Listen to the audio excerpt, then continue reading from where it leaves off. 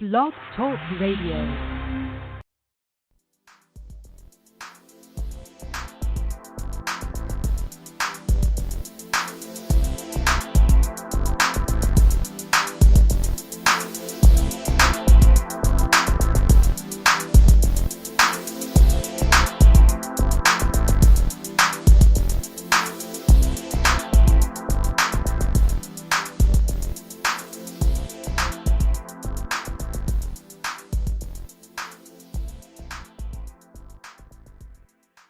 This is Shophar, and you are hearing the Shophar blowing.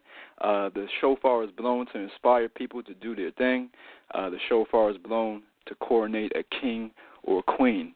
And today the Shophar is being blown to call us to be aware of conscious relating. And with that conscious relating, it brings us to some beautiful understandings about ourselves and about the other person that we're relating to. So you're now listening to Faux Show Holistic Health on Blog Talk Radio. I'm your host, Shophar, from Faux Show Energy Work. And today I have the pleasure and the honor, complete honor, of having one of the three masters that was pivotal in really getting me to understand myself and the energy work, very deeply. And so in 2013, I had a session with this woman, and it was life changing. And so I had previously studied as best I could intellectually the energy work, but it wasn't until I was able to have a felt body experience of the energy work, which Sasha was able to share with me, and that's when things turned the corner for me. So with that, I want to bring her on. Her name is Sasha Cobra. She travels around. As far as this interview, we're not going to do too much backstory. You can go on our website and get more information. So, with that, I want to go ahead and bring Sasha on. Sasha, you out there? Yep, I am. What's good, Shophar? Hey, I'm good. No question. I wanted to bring you on with the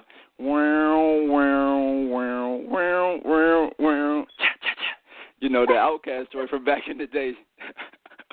The Sasha Thumper, man. That was the first time we talked on the phone and everything, and I was like, Sasha Thumper, you were like, you knew exactly what I was talking about. That was cool. Yeah. How's the art of storytelling going for you? Where in the world are you right now? At the moment, I'm in Mexico, but I actually travel tomorrow. Okay. Yeah. All right. Well, like I said in the introduction and everything, I just want to jump into it. They can go on your website and learn more about your story and everything. But there's so many gems that you dropped, just in my experience of your sharing. So I want to kind of share some of the things that me and you have talked about that's been life-changing for me. I remember the very first time that I talked to you, Sasha, back in 2008, you talked about the importance of really bringing awareness to a woman's breast. And so I feel like what better way to start this talk than to open up that heart chakra some. So can you elaborate a little bit on that or go into that? Yeah, it's something that's really, really important and so natural that it's quite amazing that there's a lack of information and a lack of attention on something so significant. And that being that for a woman, her positive pole in her body is her heart area. So a positive pole on an individual's body, be it a man or a woman, is going to be the place of their power, the place where they connect to most, really a place that is home to them. Now, just as a little side note, on the flip side, for a man, the positive pole is the genital area. But coming back to the woman now, it's so important for a woman to be connected to that part of the body, and it's so important for men and women to understand that in relating and in intimate relating and sexual relating, if you really want to turn a woman on, you have to go to the place where she has the most energy. And where she has the most energy is going to be her positive pole. So because we're so conditioned with ideas through porn and through Hollywood movies where everything's about this kind of passion, friction-oriented, penis, vagina, boom, boom, boom kind of thing, that everybody really kind of skips over and misses the most erogenous part of a woman's body, which is going to be her heart area. That's where she has the most energy. So I tell men all the time that they really approach a woman backwards. They approach a woman oftentimes the way that they would want to be approached. So for a man, he wants his genitals to be connected with. So everything is pulled toward that. But for a woman, if she's really in alignment with what is natural for her, she will feel, and he will also feel, the draw and the magnetism that is radiating and pulls everything to her heart area. So it's really important for a man to connect to the woman's heart, open up the woman's heart, have her live from that place, because that's where she's the most joyous, the most juicy, and really that's where she gets aroused from. Wow. Ashe, it's so true. Ashe, for real. So no, that when you shared that with me, I just definitely, it was one of those things that, again, just turned the corner on. And up to that point, I thought I had, good sexual experiences. But of course, after seeing you and Nitiyama and stuff, that's all relative, right? So, it was just a whole other door to start opening. And what I just shared is so simple, because we're not even really getting into the energetics of things. We're not even speaking about bringing women to orgasm while being on the other part of the world. We're talking about something as simple as just go to her breast before going to her vagina. It's pretty straight. But refraining from doing that would be the same way as if a man had a bunch of sexual experiences and never had any contact with his genitals in the process. It's like, imagine if a man had hooked up, had interacted with all these women sexually, and all he ever had was women touching his chest and never making contact with his genitals. That would be crazy, right? Right. Good way to put it. So for a woman, if a woman's interacting with a bunch of men and they're never really connecting to her breast, to her positive pole, it's the same as if for a man not making any contact with his genitals. Right. Wow. All right. Well, yeah, no question there. Well, another thing, back in 2013 when I got my session with you up there in Malibu, which was the perfect setting for it, the ocean and all of that. That was beautiful. But one of the things you said when we were just talking before the session, you were like, when you get up on that table, you're going to see how powerful you are, and how powerful and how it is you that has created all of the things that are maybe holding yourself back or this or that. You're going to see how it's you that's doing that. Could you speak to that a little bit? Because, again, when I had, just to share with the family out there, when I had my session with Sasha, I began to both feel electricity from my head to my toes, and then, my body just jerking around. At one point, twice she had to help me to the bathroom because I couldn't even get up and walk. That's how orgasmically blissed out I was. And then the other thing was like scenes from my life where there's firing. Like I could see these scenes. So could you speak a little bit to that about what was meant there, is like how powerful, how we hold ourselves back? Yeah, everything in society is created to disconnect you from yourself. And the you that you are, or this energy that you are, it's God. It's divine. It's so powerful. It's powerful beyond your imagination. So most people live a life without having true access to this power, without having true access to this godly self that they are. So in the energy work, it's created to have that energy come back to reclaim you. And when it comes back to reclaim the individual, they are blown away by seeing and experiencing, as you said, through a felt sense, the power that they are. How divine, how godly, how beautiful, how powerful this being that they are is in this incarnation. And so in the process, when this energy comes in and starts to fill you up. As you said, you felt all this electricity, all this energy moving through you. It can only reside in you fully 100% in the way it's meant to be, as long as there's nothing else there holding it back. So as it comes in, it pushes out on everything else that you've collected that does not belong to you in any kind of way.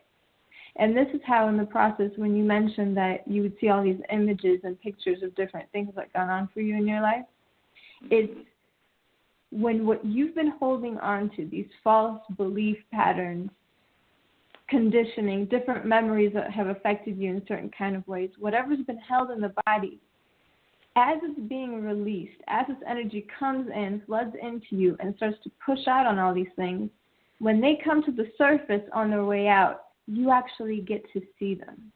You actually get to see how these different experiences, thoughts, feelings have been affecting and navigating your life for you against what is in alignment for you. Navigating your life. What did you say again? What was that last part? Navigating your life. Man, that was a quotable right there. Have been navigating your life, how they've been controlling it. A lot of people don't realize that, let me put it this way. People have a very false idea that they have control of their lives. What they don't realize is that they don't have any control of their lives. There are other energies that are controlling them and navigating them in their life. They become like robots, machines walking around. And we know that because the moment that a person attempts to make a shift or a real transformation, a change in their life, all those energies come fighting and resisting that change. Wow. Everything that you've believed and given energy to, whenever you give energy to things, they grow. So whatever you've been giving energy to is sitting there fighting to keep you in a sleep mode. Wow. Wow. I remember when I was up on that table, I guess at some point I was being my natural self at that point, kind of left brain, and, just kind of in my head about it and everything, trying to breathe and do the microcosmic orbit or some shit, while we're on the table and everything, and you're like, you're a control freak, and I was like, what? I like to think I was just a freak, but you said I was a control freak, and so that was interesting. So that's what you're talking about there, is how we suppress ourselves. I remember in one of your interviews I watched recently, you said about us, following our natural energy without suppressing or exaggerating it. So we talked a little bit about how we're control freaks or how we shut ourselves down. Can you speak a little bit to the exaggeration? How do we exaggerate our sexuality or our energy? Well, pretty much anything. Let me just make sure I got the question right. You're saying, how do we over-exaggerate sexuality, let's say? Yes, our natural energy. So we suppress it in some ways, like being control freak and shutting it down or whatever. How are some of the ways that you've seen that we exaggerate it? Well, it's everywhere. Pretty much everything that you see in our society is over-exaggerated sexuality. To advertising, everything's overly sexualized. To any kind of video that portrays sex is all the time this acting out pleasure in sex without actually having pleasure in sex. Or dressing a particular kind of way. And not only am I sharing this because of my ability to see that in regular life, but also from having worked with so many people. It's amazing how many people look on the surface like very sexually liberated people, meaning, there's a lot of women that will really show their skin and dress what we would call very sexy, but they've never had an orgasm in their life ever. They know nothing about having sexual pleasure. They've really never experienced sex the way that it's meant to be experienced. And same thing goes for men. A lot of times when I have a conversation with men and I ask them about kind of the sex and the quality of sex and the experiences they have, for me it's pretty much you've never had sex. And they'll be like, well, what do you mean I've never had sex? I've had sex with 300 different women. I don't care how many women you've had sex with.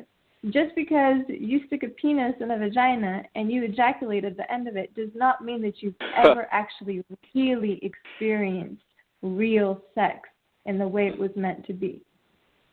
So all of this mentalizing about sexuality, just thinking about sex is already over-exaggerating it, because sex is something that happens in the body, not in the mind. So the moment that you take sex into the mental realm, you've already over-exaggerated a natural energy that's supposed to reside in the body, not in the mind. Church. Amen. Ashe, all of that. Family, go back and listen to what she just said. That was so profound right there. That was, wow. Okay. Damn. Okay. And what I'm doing, Sasha, is I'm just kind of taking people through my journey of how you've shared yourself and your wisdom and everything with me and different experiences and stuff. So I'm kind of asking some of the questions based on, our interactions and stuff. Another thing, the first time that we actually hung out in L.A., you said that sometimes you'll just lay on the bed and, maybe your family or friends might get on you, oh, you're being lazy, whatever, kind of, because we have these things that society says that we need to be doing in order to have the illusion of, that we're out here making things happen, so grinding and every day I'm hustling, all this stuff. And you told me that what you do is you lay on the bed sometimes and you just shift your inner world and your outer world shifts. Can you explain that a little bit to the family? Every day I'm hustling in my bed. That's really what I'm doing, because it's not that I'm doing nothing. I'm getting probably more done laying in bed than most people do out in the world. Because your external world is a direct reflection of the internal. Everything that you see out here is a manifestation of what goes on for you internally, and also what you can create and manifest into the external plane from the internal plane. So for myself, especially being a woman, meaning especially being a natural magnet, the nature of the woman is to manifest through her receptivity. So for me, when I'm laying up in my bed, if I have things to do, whatever it may be, it could be something that I'm working on more on myself internally to have more harmony in my relatings, or family and personal kind of intimate issues, or it could be business, or it could be money. I'm creating and building all these things in my internal world, so much so giving it feeling and motorizing it with all of this internal electromagnetic energy feeding it, until eventually it materializes in the physical plane. So what it can look like is that if I am looking for, let's say, a graphic designer, instead of me reaching out and calling a bunch of people and trying to figure out how to find a graphic designer, I just sit inside of myself. Let's say I lay up in my bed, and I get into a connection with the perfect person to design what I need.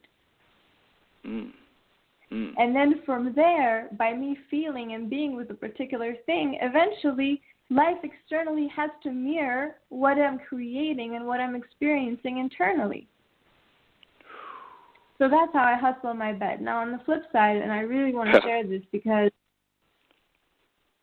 everybody is manifesting at all times, whether they're doing it consciously or unconsciously. So the same way that I could be laying up in my bed and consciously creating things that I actually want to see in the world, the same way that a lot of people are unconsciously creating things that they in no way want to have in their life by daydreaming about negative things that they don't want to have. Right. So it's very important for people to understand the power that they carry, so that you're conscious and put a lot of intention into what kind of energy you're feeding in the ethereal planes, knowing that everything that happens in the ethereal plane in the mental plane is actually material and will manifest into the physical world at one point or another. I know in ancient Egypt. Okay, I'm sorry. I just became aware of one thing that I had shared with a friend of mine about people when they're making love and the power of manifestation in lovemaking. Now, on one side is that if you've ever heard of sex magic, wow, what power it is to use sex for magic, for manifestation. Now, on the flip side, how many couples do you know, or how many people do you know that hook up and start thinking all kinds of negative things when they're having sex? Now, they can get together with their couple and be thinking, oh, I don't know, some kind of things around jealousy. I don't want this man or I don't want this woman to go off with another man. Now, you start visualizing that. If that thought even crosses your mind while you're having sex, you better drop it immediately. Because if you give any energy to it while you're in the love-making act, feeding it with so much power and energy, guess what? It's going to manifest. Wow. But it's going to manifest because of your creation and using the sex magic unconsciously rather than you just saying, oh, I knew this was going to happen. I like that.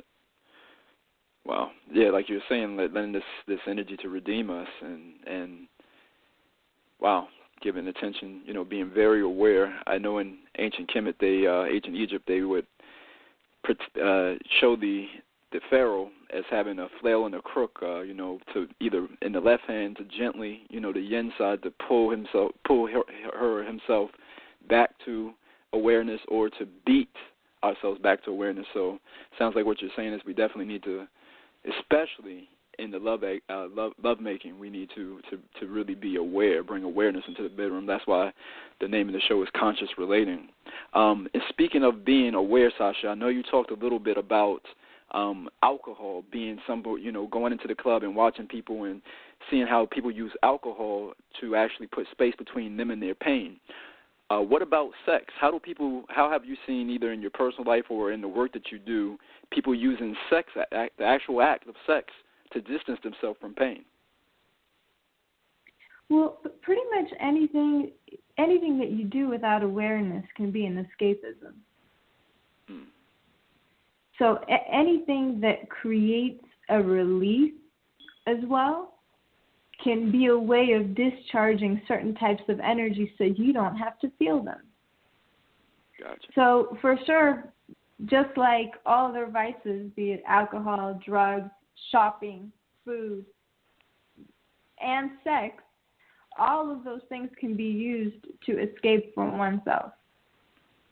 And it is very true that there are way too many people on this planet that are using it as such.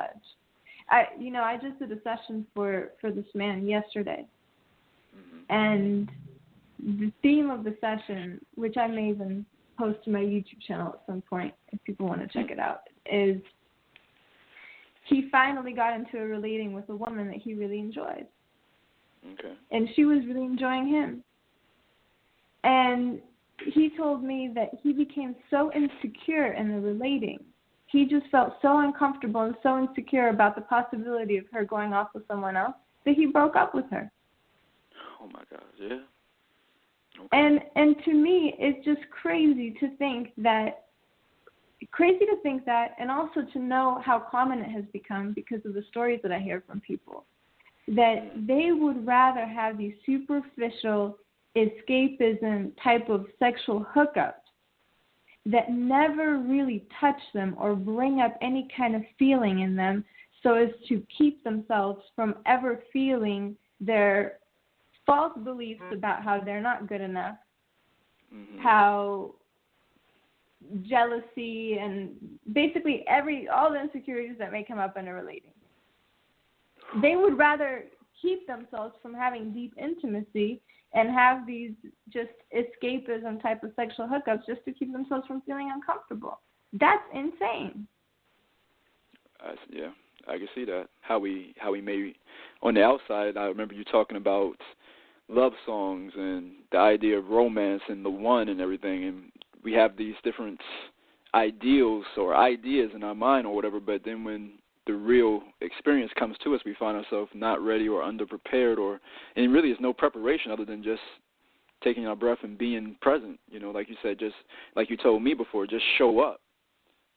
But it's a good point that you also brought up. I want to touch on that. Apart from using sex as an escapism and having these superficial hookups, having the idea of the one and all this romanticism, that's also an escapism. And it's an escapism because on one level you could say, I don't want to be with anybody, I just want to hook up with a bunch of people. And on another level, somebody else could say, I only want my one. I only want to be with my soulmate and all this. Whatever happened to being in real life? Whatever happened to being in real relatings with real people, dealing with real situations that come up in the present moment? Because that's what relating's all about. We've got to get out of all these ideas, whether it's about hooking up or whether it's about romanticism, and actually stick to being in real life with real things that arise for us and learning from that. There's no better way to learn and grow inside yourself, internally, self-development, self-growth, as it is in an intimate relationship with a person. Wow. Family, just listen to this stuff, sit with it for a little bit, feel it in your body, don't just make it a mental thing. Actually go into your body and feel what she's saying. Let it register somewhere in your body, in your being, what she's saying, because it can set you free. And wrapping up, Sasha, we had 30 minutes. We're down to 3 now. So I know you got some workshops coming up. I know it goes by quick. It goes by, when you're being present in the moment, Father Time, Mother Moment. So if you would tell us a little bit about your upcoming workshops and then anything you want to leave the family with. Okay, so first thing, the workshops. The next one, tomorrow I travel. I go to Tulum with some activities there, or if anyone's out there. And I have a Seed of Transformation little tour. First workshop is in Los Angeles in January. And then in February, there's Wellington, New Zealand, and then Australia, Sunshine Coast, Melbourne, Byron Bay, and then Bali. So if anybody's in any parts of that world, workshops are available. And I'll be in Europe in the summertime. Other than that, I really want to share with people that I just started a new YouTube channel, and I'm going to be busting new videos out every single week, at least once a week. And it's really so that I have an opportunity to share all the information that I have on a regular basis with people. So there's some sessions, some interviews, and there'll be some personal stuff on there. You can check that out. It's youtube.com/Sasha Cobra. And let's see, last thoughts. What can I possibly tell people? Well, fam, I'll just say that everybody's got to be more and more committed to waking up now more than ever. You've really, really got to start questioning everything that is around you and start cleaning yourself up. Stop watching Facebook news feeds. Stop watching television, all these crazy movies. Stop listening to crazy music. We've got to clean up our psyche, because I feel like with the internet being as readily available to us as it is now, and this overload of information, we are polluting ourselves more than educating ourselves. And for me, it's more important now than ever, with so much beautiful information available to us, to really start to wake up, to clean ourselves up, clean up our psyche, start to discipline our minds. Wow. Well, that's the perfect note to, she's given us right there, the takeaway, is, again, the power's in each one of our hands, and in our bodies. It's the body's experiences, and, as Sasha's just been pointing out. So, thank you again, Sasha, for not just today, but for all the wisdom you've imparted over the years that I've been privileged to know you and everything. I appreciate you very greatly. Again, you're one of those masters that have come in my life and reminded me, of my own self, and I hope through this talk that some people out there are being reminded of their own greatness. So thank you again, Sasha. Thank you, Shophar. Beautiful, man. I really appreciate you, too. All right. All right, family. Again, thank you for tuning in, and speak to you next time. Peace. Peace.